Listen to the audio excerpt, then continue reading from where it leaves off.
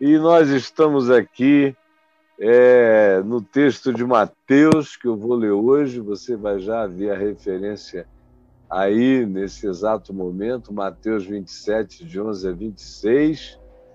E é um texto que apresenta Jesus perante Pilatos e as autoridades religiosas de Israel. Era assim, se fosse na Igreja Católica, seria como se o Papa e todo o cardinalato estivesse presente. Não havia nem bispos, porque não tinham cacife para fazer parte daquela reunião. Se fosse no ambiente chamado evangélico, nós teríamos os presidentes das denominações, os reitores de todos os principais seminários, os políticos mais importantes da bancada evangélica, todo esse pessoal reunido com o presidente da República, e que aqui, no caso, é um preposto dele, mas que o representava por inteiro, por completo. E o que se diz, e não deixe de atualizar essa consciência, porque é assim que é, porque foi assim que foi. Então não adianta querer criar, romancear essa história. Essa história é o embaraço político de Pilatos diante do desejo assassino, do desejo mórbido das autoridades religiosas, dos representantes religiosos do povo, das figuras que tinham, de fato, a representação validada sobre eles, para que eles assim procedessem como representantes do povo. Então diz que Jesus estava em pé diante do governador de Pilatos. Não era o governador Witzel, que está na iminência de ir para a cadeia. Esse aqui é Pilatos, representando César, o imperador, com todas as honras e poderes do Império Romano. Então Jesus estava em pé ante o governador Pilatos, e este o interrogou, dizendo: És tu o rei dos judeus? E respondeu Jesus a ele: Tu dizes. Tipo, eu não puxei esse assunto. E sendo acusado pelos religiosos, pelos principais sacerdotes, pelos principais líderes, hoje em dia a gente diria pelos bispos, pelos apóstolos, por todos os que tinham poder, pelos pastores poderosos e famosos, foi acusado. Jesus não disse nada, indagado por Pilatos, mas agora ele foi acusado veementemente pelos principais sacerdotes, pelos líderes, pelos bispos do povo. Também a esse Jesus nada respondeu. Jesus não tem assunto, não tem discussão com a religião, nem com a opinião religiosa, nem com as acusações, nem com aquilo que eles possam levantar contra ele. Jesus não tem. Assim como ele não tem o que dizer ao governador, ele não tem o que dizer à religião. Então lhe perguntou o governador Pilatos: Não ouves quantas acusações te fazem? Estão te acusando. Esses, que são os líderes da religião, estão te acusando. Jesus não respondeu nenhuma palavra. Jesus não tem o que dizer. A política não tem o que dizer. A religião é silêncio total. Isso não foi só naquele dia, isso é uma mensagem, é um eco que perdura, perquirido pela política e perquirido pela religião, Jesus não deu resposta. Não há resposta de Jesus à perquirição política, não há resposta de Jesus à perquirição religiosa, de qualquer que seja o nível. Jesus não respondeu palavra a nenhum dos dois. Então, como Jesus não disse nenhuma palavra, isso fez com que o governador Pilatos viesse a se admirar grandemente. A única pessoa que estava percebendo o grito do silêncio de Jesus, percebendo o que Jesus dizia com o seu silêncio, o que ele veementemente declarava ao não abrir a boca, era a autoridade política, era o romano Pilatos, porque os líderes religiosos de Israel não compreendiam nada, não ouviam no silêncio de Jesus a veemente acusação contra a realidade espiritual que eles encarnavam. Não ouviam como Jesus silenciava, apenas dizendo: vocês estão aqui cumprindo uma profecia eterna e eu não tenho palavras a dizer. Vocês são os encarnadores da profecia que se levanta contra vocês e contra todos quantos, semelhantemente a vocês, lidam com a realidade de Cristo no mundo. Ora, por ocasião da festa da Páscoa, costumava o governador soltar ao povo um dos presos, conforme eles quisessem. Naquela ocasião, tinham eles um preso muito conhecido, chamado Barrabás, muito conhecido. Estando, pois, o povo reunido, então você tem o governador com todo o aparato de segurança do governador, você tem todos os principais líderes religiosos de Israel, os cabeças, e você tem o povo ouvindo, assistindo, uma multidão vendo esse vai para lá, vem para cá, e o silêncio de Jesus. Então, estando o povo reunido, perguntou Pilatos, o governador, ao povo agora. Agora é você presente. Agora somos nós, é o povo.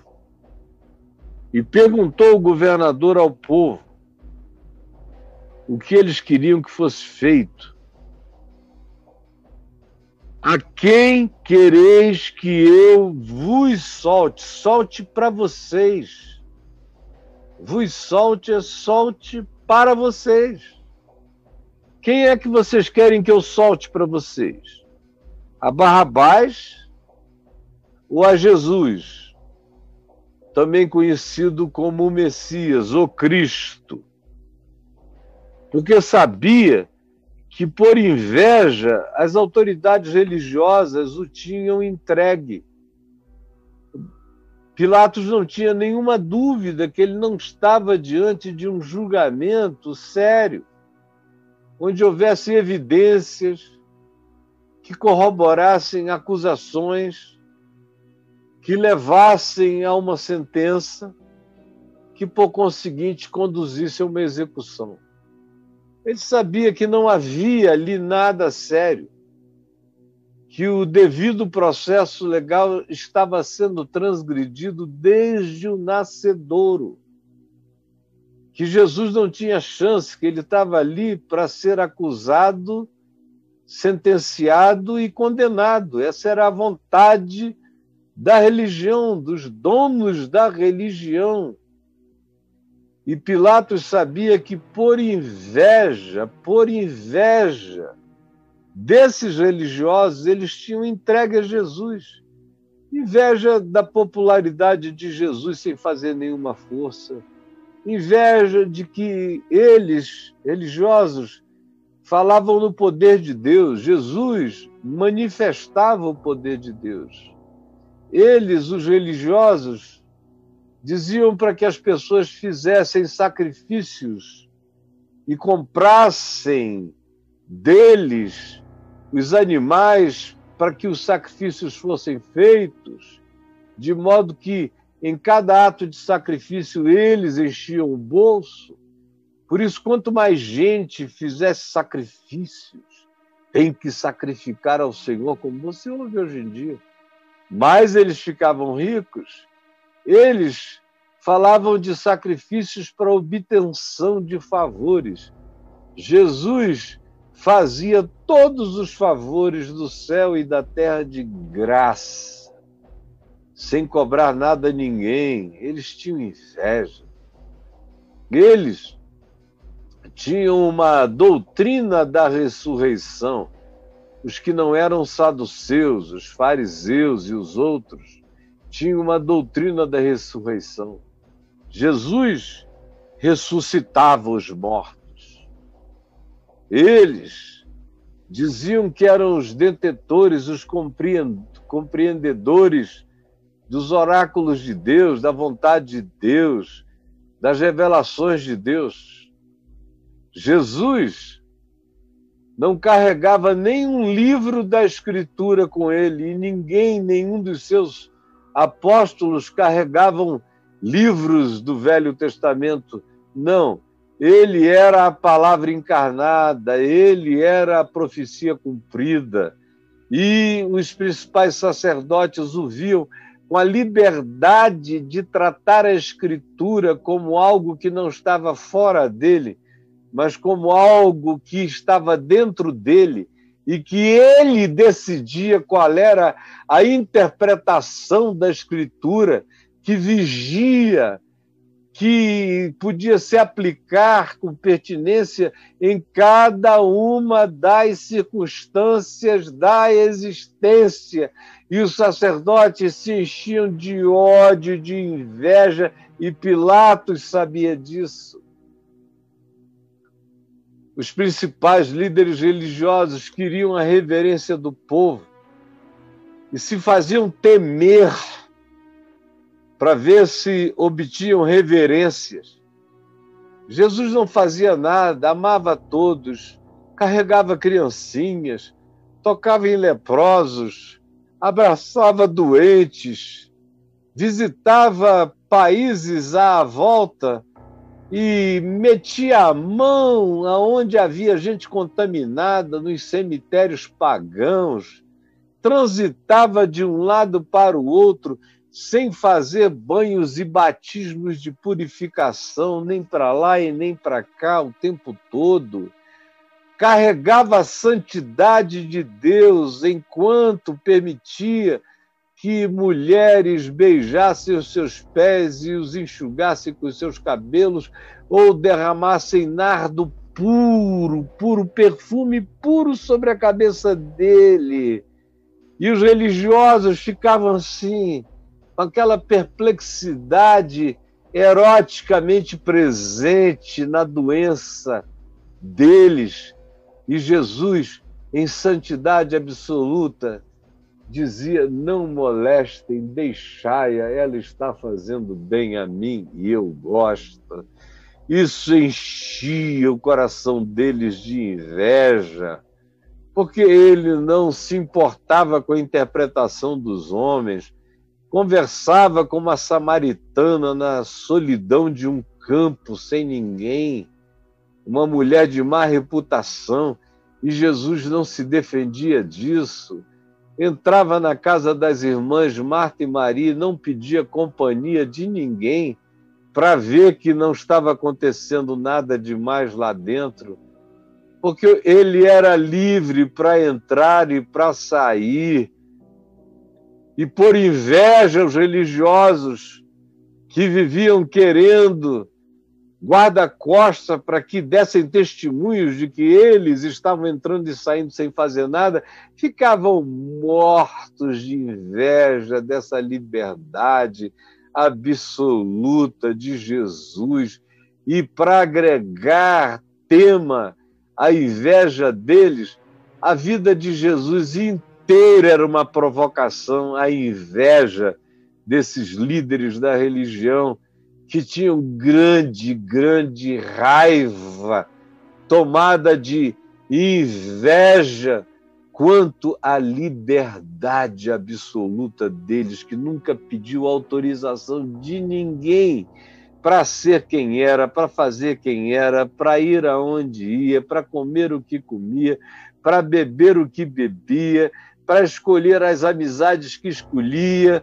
para privilegiar muitas vezes publicanos, pecadores, meretrizes, prostitutas, aos religiosos, a quem ele dizia: em verdade eu vos digo que muitas meretrizes e pecadores vos precedem no reino dos céus.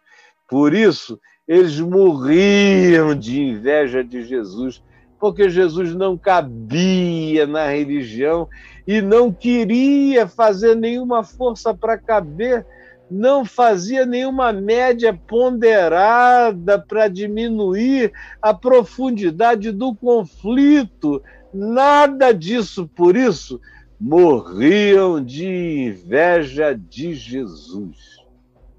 Morriam. E Pilatos sabia que, por inveja, o tinham entregado. E estando ele no tribunal, Pilatos no tribunal, no meio dessa bananosa que para Pilatos era uma angústia, aquela história. O que eu tenho a ver com isso? O que esse homem está fazendo aqui? Por que esses caras são loucos assim? Meu Deus, eu nunca os vi ter um surto de desejo tão compulsivo, querendo que eu mate por eles alguém que não precisa morrer, porque não há razão para morrer. Ele é apenas o condenado da inveja, da dor de cotovelo, da raiva desses que queriam ter o que ele tem sem pedir, o que ele recebe sem barganhar, o que dele é, porque é posse, não é barganha. Ele é assim porque ele carrega isso nele e não sente nenhuma necessidade de explicar isso nem para mim, nem para ninguém. E Pilatos já estava com o coração completamente certo de que aquela pessoa era inocente e que o banditismo religioso é que queriam fazer dele um herege digno de morte. Então, estando Pilatos no tribunal, o povo assistindo, os religiosos clamando, brandindo, era uma verdadeira magia negra. No tribunal de Pilatos, era o carrossel do ódio, o único indivíduo isento, tentando fazer a justiça acontecer, era Pilatos. E aí, para piorar a situação da consciência dele, a mulher dele, a mulher de Pilatos, mandou um recado. Olha o recado da mulher de Pilatos. Chega um guarda, eu não sei se falou no ouvido de Pilatos ou se deu um texto escrito, porque ela devia ser uma mulher alfabetizada, romana, ou no mínimo mulher do governador romano, era para ter toda a capacitação de ser uma mulher alfabetizada. Naquele tempo, a maioria das mulheres não sabia ler nem escrever. Mas o fato é que essa mulher manda uma mensagem, ou por um guarda de confiança, ou por um bilhete. E o que é que dizia a mensagem?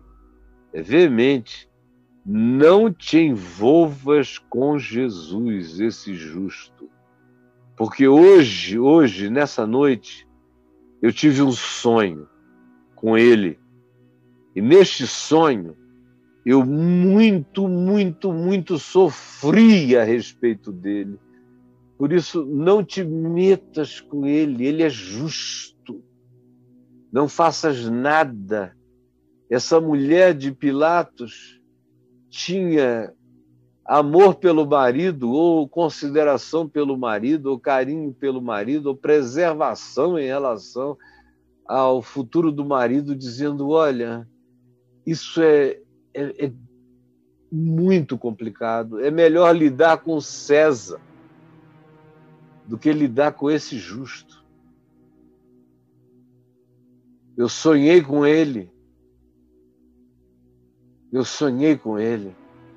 e eu me angustiei, porque no nosso sonho, no meu sonho, nós estávamos do lado errado da história. Então não te envolvas com ele, como se fosse possível. Pobre do Pilatos já estava todo envolvido, todo enrolado, só por estar ali, só por ser o governador, só por, apesar de toda a sua defensoria, no final, ter que decidir, porque era prerrogativa dele mandar para a morte ou não. Ele está fazendo tudo para não mandar. Mas o poder político final era da maioria religiosa.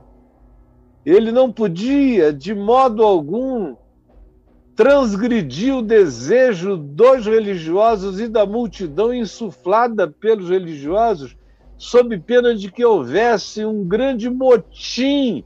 E se houvesse um grande motim, consentido por Pilatos, era a cabeça de Pilatos, que iria ser demandada por César, ou no mínimo colocada em perigo, a posição dele totalmente relativizada, e ele poderia vir a ser substituído, no mínimo, era o que lhe aconteceria.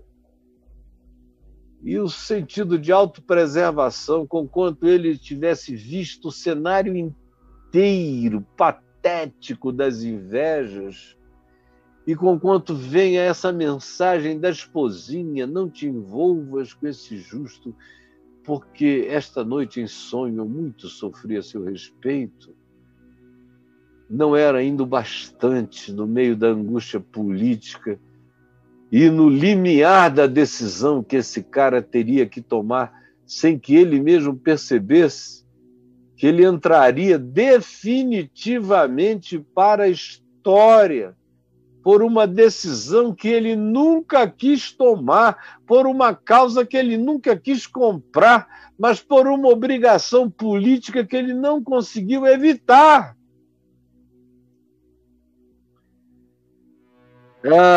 Mas os principais sacerdotes e os anciãos persuadiram o povo.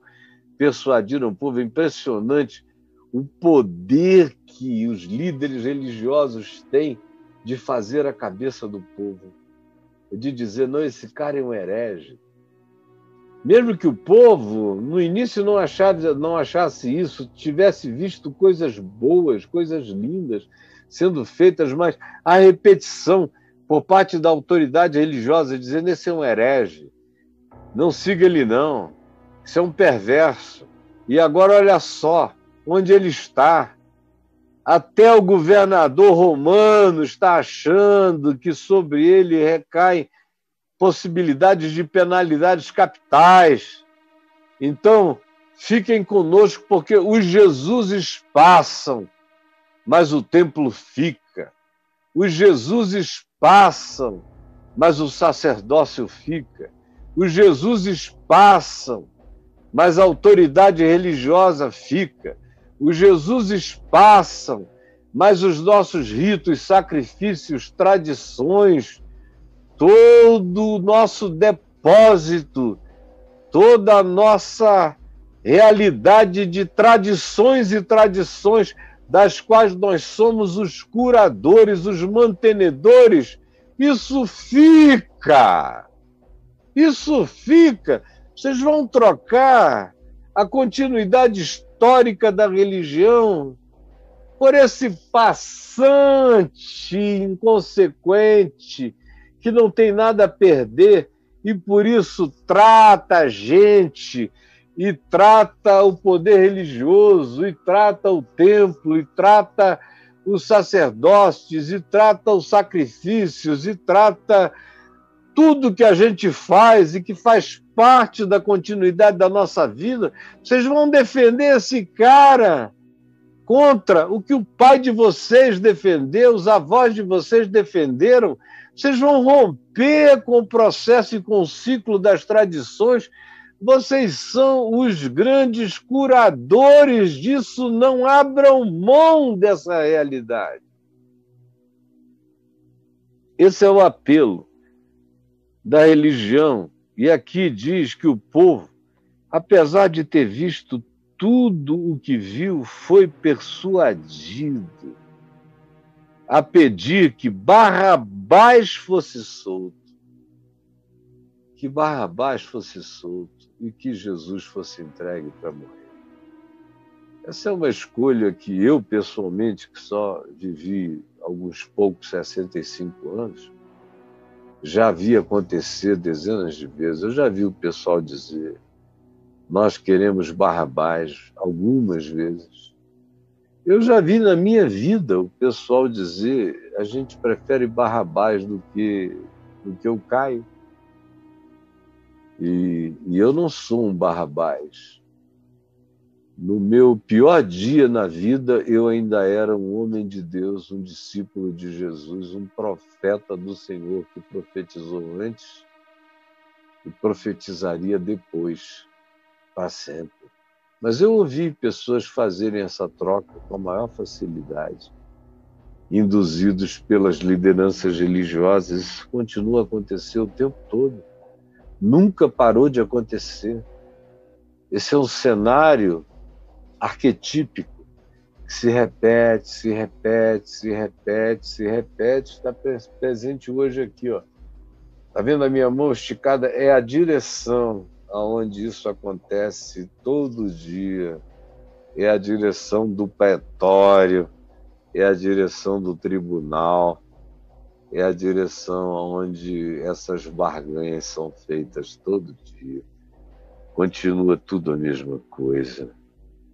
E aí, então, replicou-lhes Pilatos. Pilatos está na base do replicou-lhes. Replicou-lhes, é uma réplica. Pilatos faz algumas réplicas nesse texto e em outros, e essa é mais uma réplica de Pilatos contra a religião. Replicou-lhes Pilatos: que farei então eu de Jesus chamado Cristo? Que farei? Porque Pilatos já tinha ouvido eles dizerem: entrega para ser crucificado, entrega Jesus para morrer. Quem é que vocês querem que seja salvo? Barrabás ou Jesus? Isso foram as autoridades religiosas que perguntaram. Aí o povo, seduzido pela continuidade religiosa, disse: queremos Barrabás. Mas Pilatos, não convencido, replicou. E olha só, existe uma determinada candura nessa réplica. Ele diz: que farei eu então de Jesus chamado Cristo?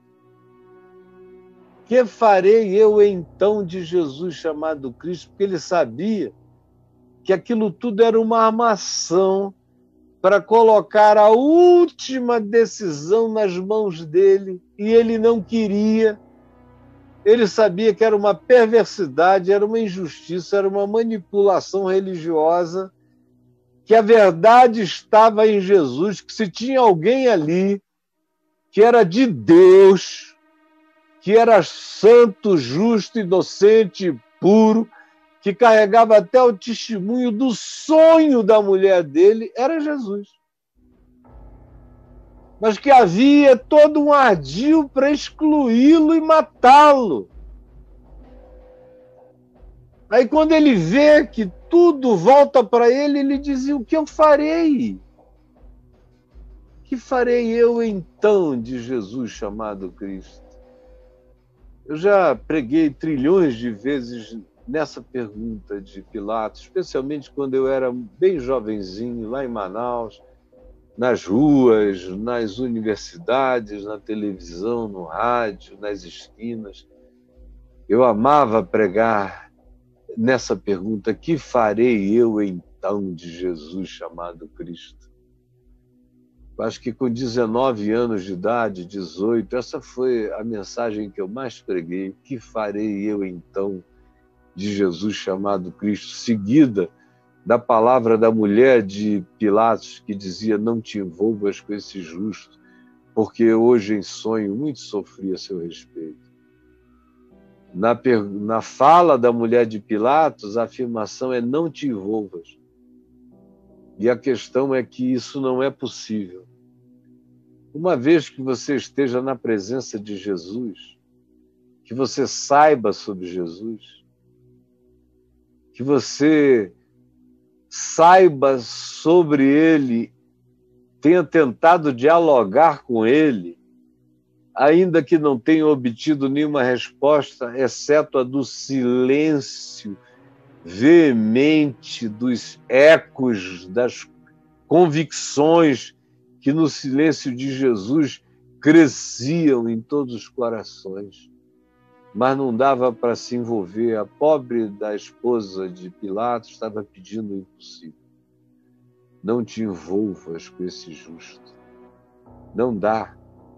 Uma vez que a gente fica na presença dele, por mais que você vire uma avestruz e enfie a cabeça no buraco, não dá mais para não se envolver. Você já está envolvido. Você já está envolvida.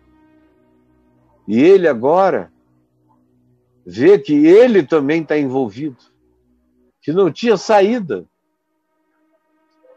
Ele pergunta: o que farei eu então? Eu. O que farei eu então agora de Jesus chamado Cristo? O que farei? Para onde é que eu vou colocá-lo? Ele, se pudesse, ele está numa situação, se ele pudesse, ele levaria Jesus para casa, que ele não pode. Se ele pudesse, se ele não tivesse que escolher entre Jesus ser solto por uma manifestação das autoridades religiosas e do povo, ou por uma concessão das autoridades religiosas e do povo, dizendo: olha, já que tu estás com tanta dificuldade de crucificá-lo, fica com ele. Faz dele teu escravo, leva ele para tua casa. Não existia essa alternativa, era a alternativa que provavelmente ele quisesse, porque ele está dizendo: que farei eu? Me deem uma alternativa para fora da cruz, uma alternativa que não seja a cruz. Ele ainda busca uma última alternativa que não fosse a cruz. Que farei eu então? Vocês estão entregando a morte, não é o que eu quero. Tudo em mim diz não, mas eu estou impedido pelas circunstâncias legais. Ele esperava que, eventualmente, as autoridades religiosas dissessem: então, bota-o numa prisão, cuida dele aí, e ele prendesse a Jesus cerimonialmente, soltasse a Jesus de maneira discreta depois da Páscoa, e nada acontecesse. Era a última perspectiva. Que farei eu, então, de Jesus chamado Cristo? Aí, então, todos gritaram, as autoridades religiosas, toda essa corte de teólogos, esse povo todo, e mais a multidão que ali estava, todos eles responderam à pergunta de Pilatos, dizendo: crucifica-o, crucifica-o, crucifica-o. Não deram nenhuma alternativa para fora da cruz. Eu posso ver o pagão Pilatos com um sofrimento angustioso, dizendo: meu Deus, esse povo de Israel, essas lideranças, e esse populacho fanático religioso é o pior povo, é a pior gente que eu já encontrei na história da minha vida. Nunca vi um julgamento mais patético, mais perverso, mais deliberado pela inveja do que esse.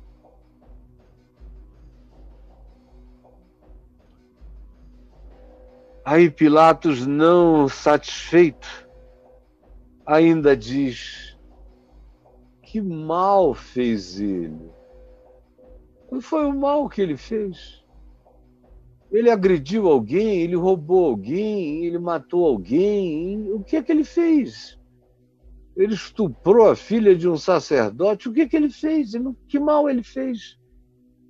O mal de curar, de ressuscitar, de purificar leprosos, de ensinar perdão, paz, misericórdia, compaixão. Esse é o mal do qual ele é acusado. Que mal ele fez? Responderam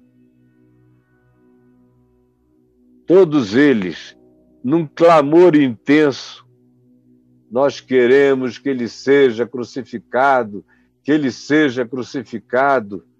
Enquanto Pilatos perguntava: que mal fez ele? Perguntando, porém, cada vez eles clamavam mais alto, dizendo: que seja crucificado, que seja crucificado. Meu Deus, que insistência da religião contra o discernimento secular de um indivíduo que não sabia nada, de coisa alguma, mas sabia que ali estava acontecendo a maldade das maldades e que queriam que ele fosse o executor daquilo que nele tudo dizia não a respeito, não. Vendo Pilatos que nada conseguia, isso é interessante, olha.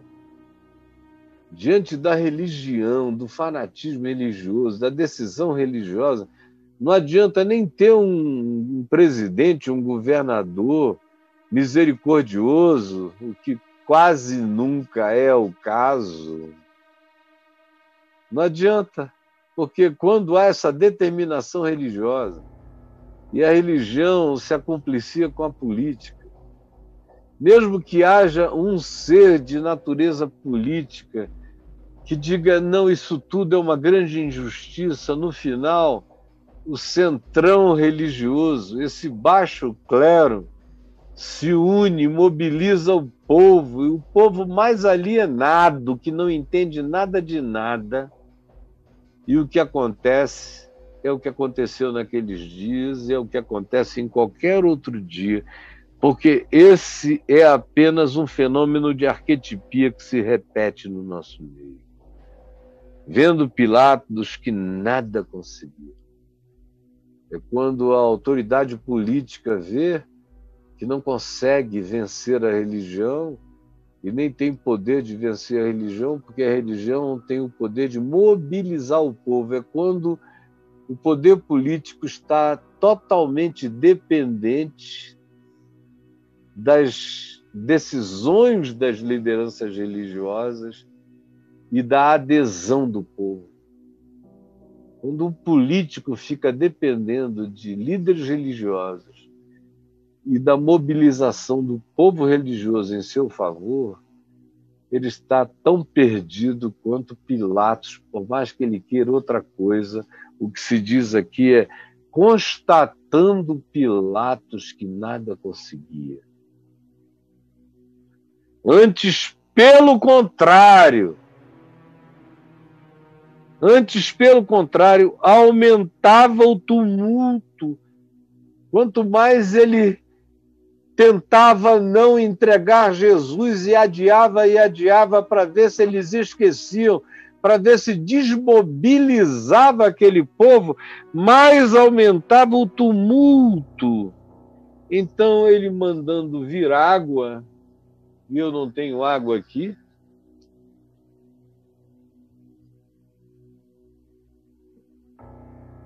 mas ele mandando vir água,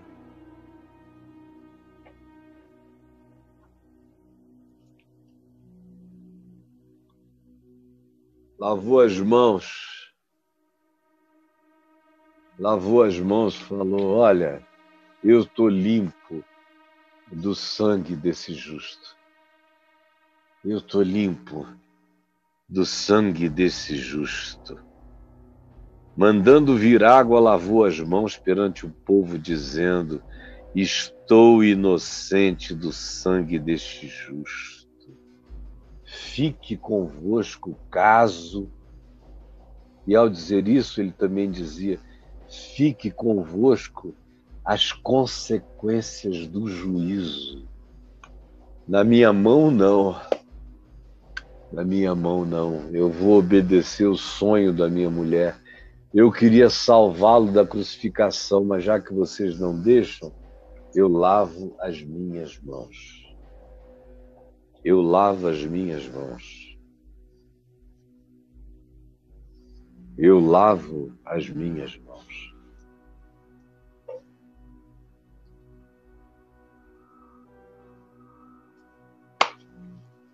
Fique convosco este caso.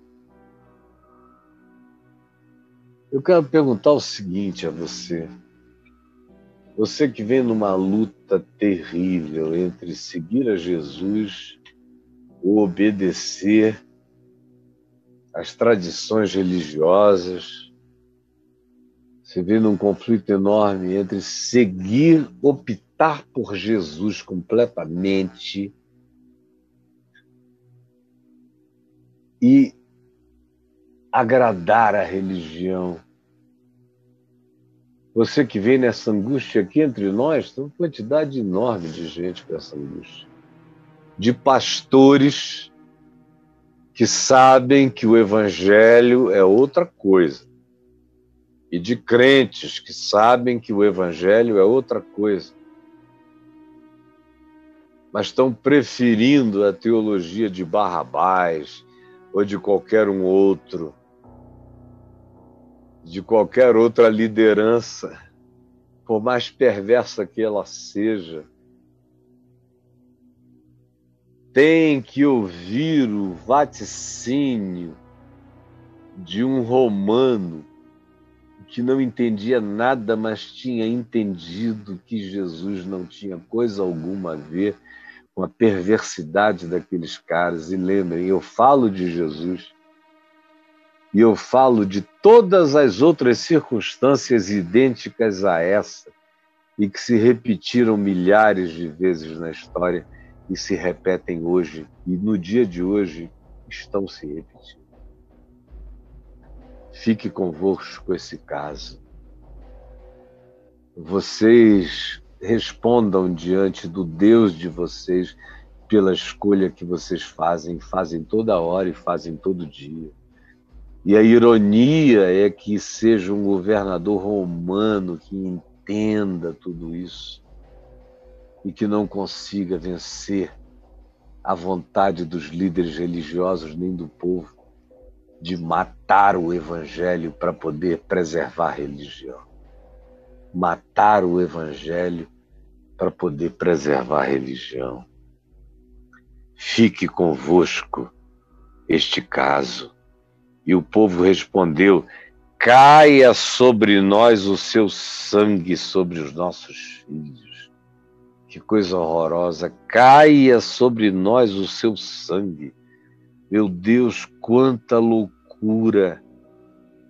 A liderança religiosa tomada de inveja induz o povo ignorante a dizer e a falar. Eles começam e o povo segue nessa ladainha, nessa missa negra. Caia sobre nós o seu sangue, sobre os nossos filhos. Então Pilatos lhes soltou Barrabás e, após haver açoitado a Jesus como era praxe, entregou para ser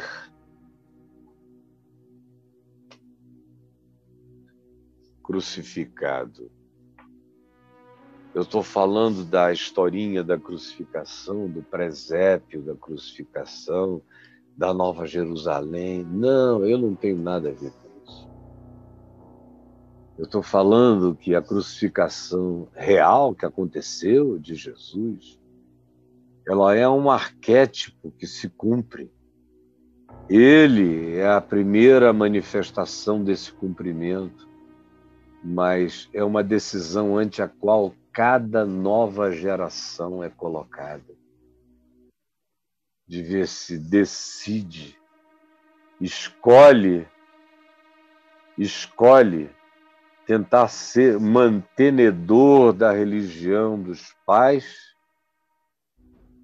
e tem uns que acham que dá para fazer isso e serem também de Jesus. Mas Pilatos sabia que era uma coisa ou era outra, que aonde a inveja está no meio, instala-se toda a cegueira e discernimento cognitivo. Nas pessoas ninguém enxerga nada.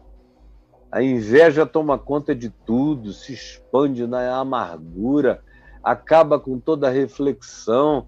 É o que ainda hoje acontece. Ainda hoje acontece e acontece o tempo todo. E as pessoas escolhem.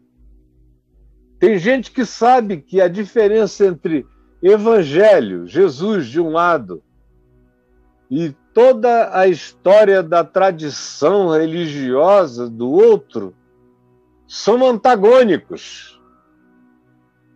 Não dá para dizer que Jesus é pró o que esses indivíduos fazem ou que Jesus queria simplesmente vencer aquela religião de líderes religiosos para depois instituir um vinho novo num odre velho, um pano novo numa veste velha. Jamais! Em Jesus não sobra esse espaço. A escolha tem que ser feita. A escolha tem que ser feita.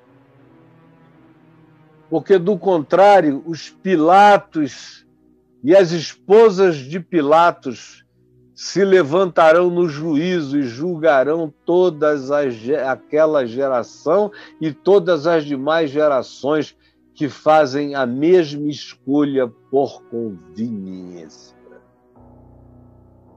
E você é um deles. E eu não preciso descer a detalhes maiores, você está me entendendo. Jesus, de novo, sempre outra vez, nós estamos diante das mesmas escolhas. E como o Evangelho é poderoso, até nas arquetipias que constrói, que se repetem, e que estão hoje diante de nós para que façamos a nossa escolha. Para que renovemos nossa escolha e para que decidamos de que lado da vida nós queremos ficar. Se nós vamos seguir com Jesus ou se nós vamos ser apenas os que mantêm o eco dos desejos, das tradições, das manutenções, das curadorias da morte, ao invés de sermos guardiões do depósito de Cristo Jesus. Por favor, ilumina o nosso entendimento para que cada um se enxergue nesse drama. Para que cada um se enxergue nesse drama. É o que eu te peço, em nome de Jesus. Amém. Amém e amém.